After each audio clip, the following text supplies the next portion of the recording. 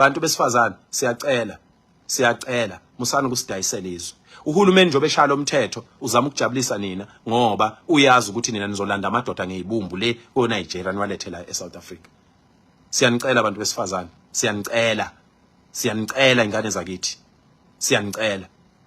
Yekela ukuvilapha. Hamba uyodayisa umbila njengamanye amantombazane edolobheni. Thwala indishe ekhanda, udayisa umbila edolobheni. Thwala ama-fruits, uhambe uyawadayisa edolobheni. Bhaka amakhekhe, uhambe uyawadayisa edolobheni. Musu ukudayisa izwe. Musu ukudayisa izwe. Uzofa ubole ngisho kwazona izibunu lezi okuyizona olanda ngase izinja uyilethe la kubese ubole wena lisalizwe linenkinga ngenxa yakho. Musana ukuvuma uhulumeni asebenzise nina ukulanda abantu bangaphandle ngenkani. Why lo mthetho ushawa manje? Ngoba nakho thina sesisukumile sathi thina abantu abangaphandle abaphume. Because uhulumeni uvikela lawa wadayisa nabantu bokufika la eSouth Africa, uvikela bona ukuthi bengahambi ezokwazi ukuthi enze imali ngathi. Wemadoda ake nihlukane ucomment imsangano la elokhuzeni yami man. Ake niyeke iyanyanyisa lento ukuthi ningamadoda nilokhu nicomment imsangano. Sesizwile ukuthi uhulumeni wenzeni. Sesizwile ukuthi sesibonile ukuthi uhulumeni wenzani. Indaba kulokhu sibalisa sithi singenelwe ngamanzi endlini, sizalelwe yinje endlini. Sesenze kwenzeka ukuthi nilibalo kulokhu nibabaza lo doti loyo. Ngithi mina kusukunywe kusentshenzwe izwe. Ake niyeke ningamadoda ukuthi uhlulwe nje ukulalela ukuthi kukhulunywa ngani. Ufuna ukuba ngokuqala ukuphawula. Why nifuna ukuhlezi niba ngobokuqala ukuphawula? Uphawula amasimba esikhundleni sokuthi ubulalela inkulumo ukhathazeke ngezwe lakho. Why singakhathazeki ngezwe? Leliyoba khona nizwe kube nani ngamadoda njengoba ninjena nje.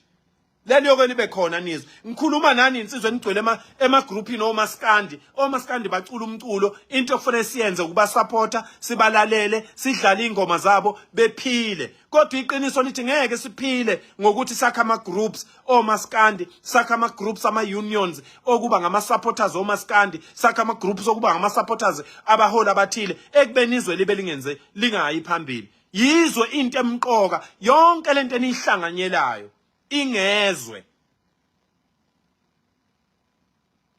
Yonke lento ehlanganyelwe ingezwe. Ayikho ngabantu abathile.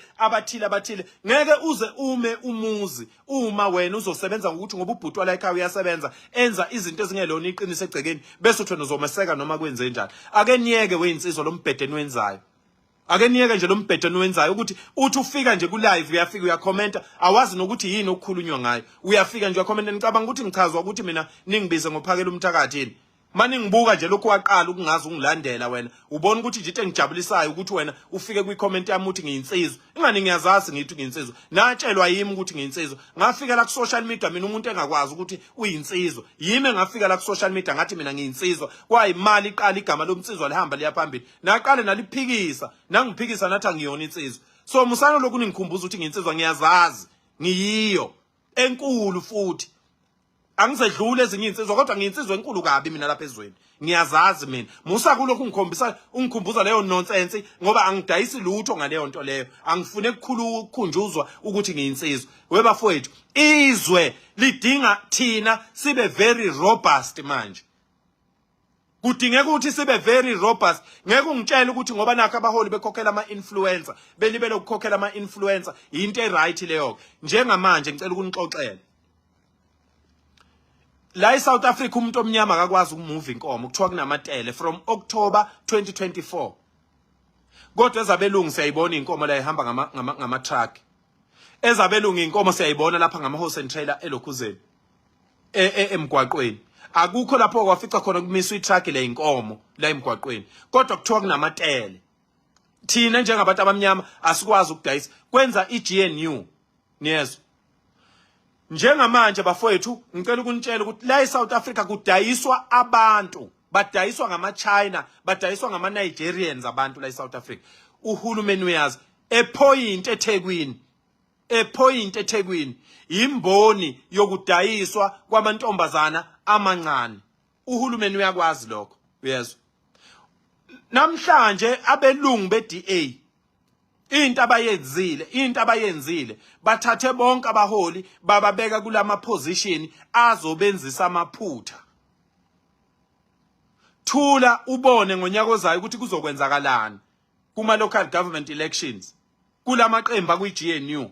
Hamba uyobuka kuma local government elections niyobona ukuthi kuzokwenzeka kanjani. Nizobona kulamaqembu nje kwi-GNU. Wonke lamaqembu kwi-GNU ngicela umuntu oneqembu lekwi-GNU aqale ngo-2016 abuka ama-IEC political results LG noma nama-general elections ahamba yobuka ukuthi ade benza kanjani ebese ngicela ukuthi ungilinde mucabanga ukuthi ngiyabheda ubuke kulamaqembu akhona ukuthi kuzokwenzakalani ngonyaka ozayo. Cause strategy sabelungu iGNU no Ramaphosa bazobuyisela abelungu emandleni bazosibuyisela kulibandlululo. Abantu abamnyama abakwazi ukwenza lutho ayikho into abakwazi ukuyidayisa abakwazi ukuthenga mizi abakwazi ukuthenga mhlaba akubuyi maplazi akwenziwa lutho into eyenziwayo nje abaholi bathenjisa ukuthi wena uzophuma ungahlupheki nezingane zakho impilo yakho yonke. Iyona into iGNU ezoyenza leyo. Niyangazi mina bafowethu ukuthi mina angikwazi ukulokhu ngihlala ngigxobana nabaholi kodwa ilanga bafowethu lishonile njengamanje. Ilanga liyashonile njengamanje. Yabo. Ilanga lishonile manje bafowethu isidingo sokuthi sokusiqala phansi silokhu siyofuna ukwenza ama survey silokhu siyokwenza izinto ezizobambelela impilo. Ilanga lishonile njengamanje bafowethu. Yabo. Uyabona nje kade ngikhuza lento ukuthi silima umuntu oyisiphukuphuka ngabongena ko live bami. Nanga uJimmy Magubane Mthembu. uJimmy Magubane Mthembu. Iyenye yamadoda aganile lawo. Uganile lo muntu. Uyabona njobe nguJimmy Magubane Mthembu uganile. Ngizophendulwa isilima esinamasende esiganile. Awumazi ukuthi ungiphendula ukuthini la. Alukho futhi usuku oluzokhishwa yimi ukuthi mina ngithi akuphuma usuku lokwenza ukuthi. Nginivula amehlo ukuthi akuhlangane umuntu omnyama avikele izwe ngoba izwe liyiswa ngetray kubelungu. Iqiniso nje lingeke lifihlwe leloke. Uyabo. Babhizi manje bashare ama video no live amakade ngikhuluma kuwo ngoba inhloso yabo hayi ukuthi bacabanga ukuthi hayi singenza njani ukuthi silalele lento eshiwo umhlali noma isakhamizi sase South Africa. Abo silalele lesi into ekhulunywa isakhamuzi South Africa. No, ngeke behlangane bekhulume lokho.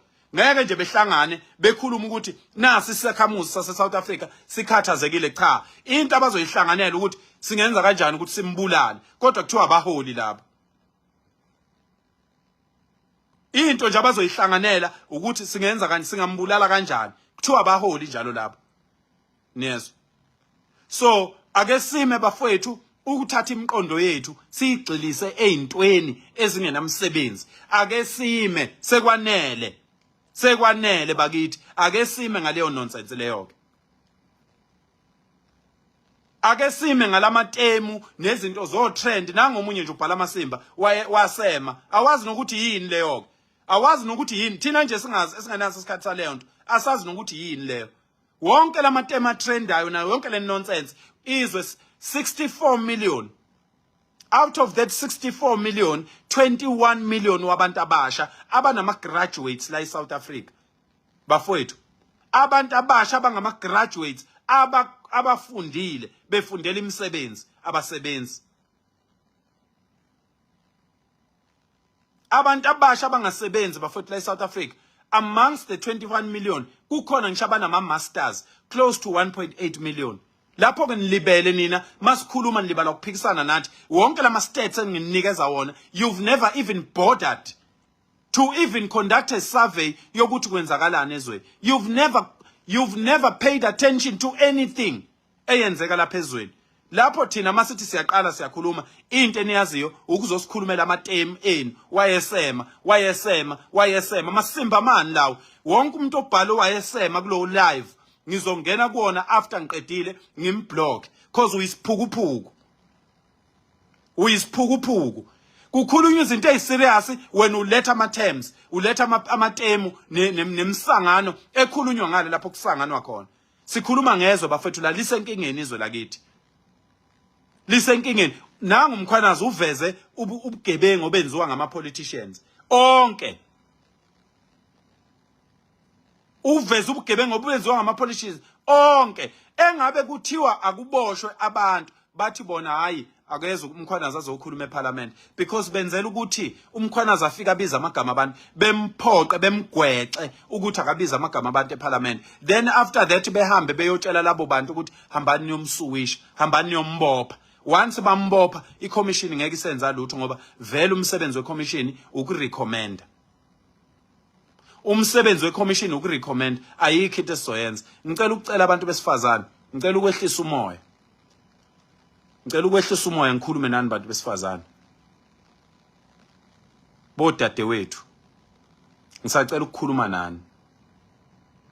Niyabona bosisi, niyabona bodade wethu, ingane zakithi, ingane zethu. Lelizwe lalwelwa ngabantu besifazane ababeqotho. Lalwelwa abantu besifazane bafa ababeqotho. Abantu besifazane ababehamba beyemhlanganweni befike bewabona amadoda egcwele emhlanganweni kodwa bebuye emakhaya bengaqomile. Izwe bantu besifazane lifakini. Sicela ukunitshela nje, sicela ukunihlambulukela. Izwe njengoba nibona sixaka kwabantu bokufika kangaka, izwe lifakini bantu besifazane. Nithanda kakhulu imali, niyavilapha. Nicabanga ukuthi imali yakhiwa ngokuthi nithatha amathanga ulibeke lapha ewindini elinye ulibeke laphana ensikeni. Alakhiwe izwe kanjalo ingane zomama. Kusasa kiwe emhlangeni ngicela ukukhuluma namatshitshi. Ngane zami ningamatshitshi. Impilo akuyena umuntu wesilisa. Akubona abantu besilisa abawu4 abawu5 empilweni yakho. Akusiyona impilo leyo.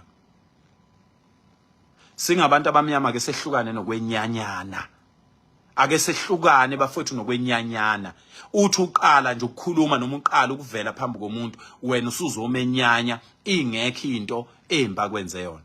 We bantu besifazane ake nehlukane weingane zakwethu nendaba yokuqoma niqome ngezwe.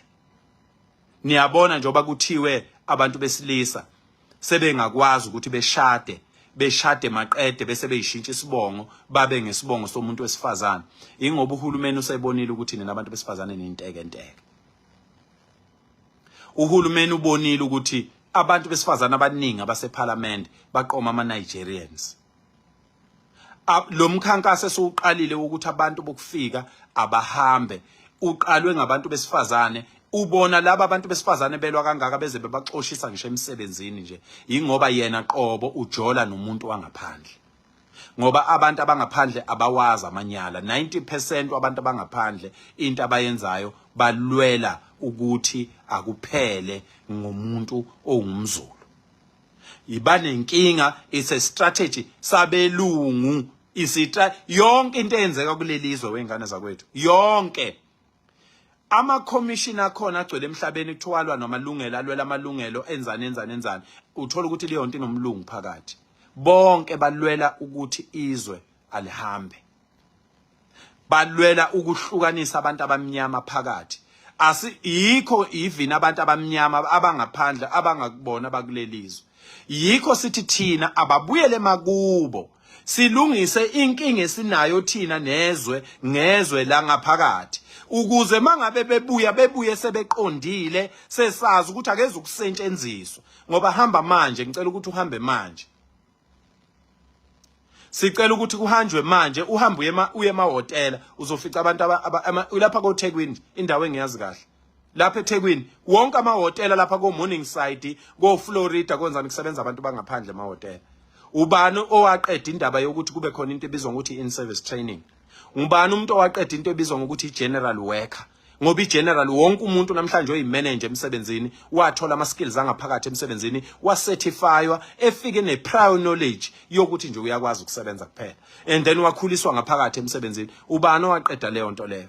Why namhlanje kufanele wonke umuntu aye university ayoba brainwashed so that ezokwazi ukuthola umsebenzi emsebenzini? Laba abantu abagcwele kulabo Spare no Shoprite nama fast food shops nazo zonke lezi ndawo namahotela, ubani?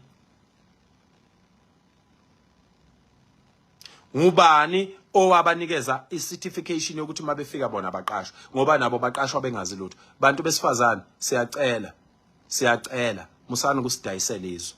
uhulumeni njobe eshaya umthetho uzama ukujabulisa nina ngoba uyazi ukuthi nina nizolanda amadoda ngezibumbu le ko Nigeria niwalethe la eSouth Africa. Siyanicela abantu besifazane, siyanicela ingane zakithi, siyanicela yekela ukuvilapha, hamba uyodayisa umbila njengamanye amantombazane edolobheni, thwala indishe ekhanda udayisa umbila edolobheni, thwala ama-fruits uhambe uyawadayisa edolobheni, bhaka amakhekhe uhambe uyawadayisa edolobheni. Musu ukudayisa izwe uzofa kubole ngisho kwazona izibunu lezi okuyizona olanda ngasi izinja uyilethe la kubese ubole wena lisalizwe linenkinga ngenxa yakho. Musana ukuvuma uhulumeni asebenzise nina ukulanda abantu bangaphandle ngenkani. Why lo mthetho ushawa manje? Ngoba nakho thina sesisukumile sathi thina abantu abangaphandle abaphume, because uhulumeni uvikela lawa wadayisa nabantu bokufika la eSouth Africa, uvikela bona ukuthi bengahambi ezokwazi ukuthi enze imali ngathi. Uhulumeni wethu ensana nabo ukudayisa ama drugs nokwenza ukudayisa abantu, even khona ukudayisa abantu abelutho kuseyibona abarana lelizwe abelungu. Asimusa ukuvuma lento lena bafowethu, asimusa ukuvuma lento ingane zakwethu. iGNU izobuyisela abelungu amandla. Ngicela ukunitshela ukuthi ngo2029 lelizwe lingahle libuyele kubelungu. Kulungileke bonke laba abantu abakuiGNU abahambe beyojoyina abelungu. Thina njengabantu abansundu sizoyiphathela izwe thina. Ngeke sivume thina ukuphathwa ngabelungu ngoba abelungu siyazi ukuthi benzani kithi. Sazi kahle ukuthi benzani kithi. iGNU izobuyisela abelungu amandla. Iyona into ezoyenza. Buka manje yonke into eyenzakalayo manje ukuthi kwenzakalani. Ngitshele manje ukuthi iGNU lokhu ingenile yini esustainable eyenzela umuntu omnyama ezoba igenerational wealth. Angikhulumi mina bafethu ngendaba yamalesheni, ngendaba yelokhuza lento yokunikeza abantu ama-food parcel. Inhlamba leyo. Why kungavuswa imayini ehlobani? Why kungalungiswa imandeni? Hawu ngaze ngamkhalela umntwana wakwaphinda ngene ukube wayazi umntwana ukuthi uyonela hamba emhlabeni kwenziwe lento eyenziwayo njengamanje. Ngaze ngamkhalela umntwana wakwaphinda ngene yaze yabhlungu into eyenzeka kumntwana wakwaphinda ngene. Namhlanje umntwana ngathi akalutho. Vukani bantu abamnyama, lelizwe ngo2029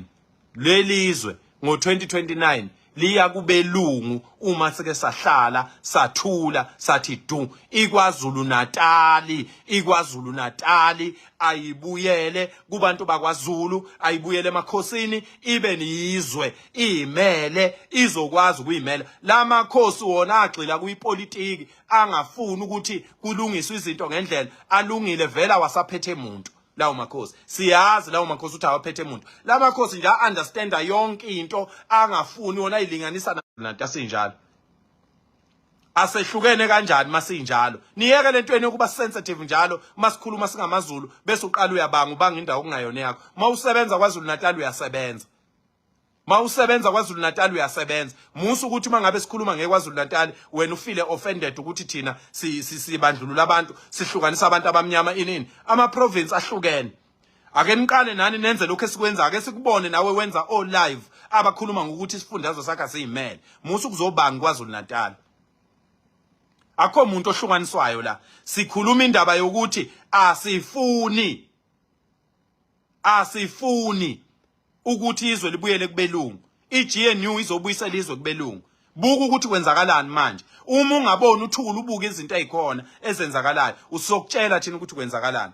Izwe libuyiselwa kubelungu for the sake yabantu abathile abazoba rich bona for life. Uhulumeni akakhande la eSouth Africa, uhulumeni angakwazi ukunikeza umuntu wase South Africa kanye ngonyaka, njalo ngonyaka angakwazi ukumnikeza 1 million. Wonke umuntu la eSouth Africa uhulumeni angakwazi ukumnika 1 million for them to sustain themselves. Sinama minerals akhanda ama billion and we are not even a billion population la eSouth Africa. Uhulumeni wala eSouth Africa ngiyanitshela mina angakwazi ukunikeza umuntu each year annually, angakwazi ukumnikeza a 1 million rand every year for the rest of their lives. We have enough minerals like South Africa for the government to do that, to empower abantu base South Africa. Akekho umuntu ofuna eyohlala euniversity eyohlalela ukuthi uhulumeni antshontshe ngayo imali ethi umkhokhela ilokhuza uNSFAS lapha. Vukani bantu abamnyama, vukani. Soqalile lo mkhankaso uzohamba, ayizonde inkabi. Save le video, ishare le video. Sifuna izwe lethu libuye.